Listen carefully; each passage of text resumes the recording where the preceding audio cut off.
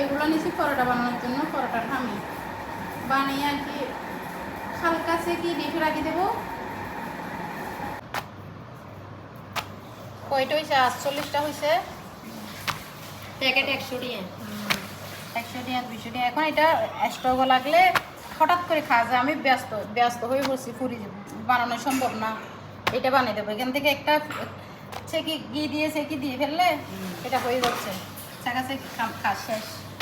এদিকে আমি স্কুল বাচ্চাদেরকে রেডি করবো, নাকি যে আমাকে খাবার দেবো, না মাস্টারের নাস্তা দেবো, স্যাররা নাস্তা দেবো, এগুলো না করি। এখন মানুষ না ডাকে গাবা ঘি নামাজি, এভাবে গাবা ঘি মাছতে হয় যে আবার বেটি কতগুলো আছে এগুলো ডাকি তো গাবা ঘির দাম বেশি। তো ঘি নামাজি এখন বানাইয়ে স্টক রাখি দিলে রসুনা প্রতি মাসে একবার রসুন আর তুরে দিয়ে বানিয়ে লাগলো। তুরো তো ঘি মাছতে হয়, পুরো ঘি মাছতে না। আমার খারাপ চিন্তার মাইজুম দেয় ঘি আন্ন মাইজুম কিনো মাঝে একদম তো ফরাটা একভাবে লাগিয়ে দিয়ে স্টকত হঠাৎ করে এনে দম করার বাচ্চা কলর বাপরে এখন দিয়ে মাসে একবার আইছো ফোন সারে ফেলিত পারে আই তো নাস্তা ব্যাগ কিনা স্টকত লাগি ফোন দিলে আইছো ইনশাআল্লাহ আই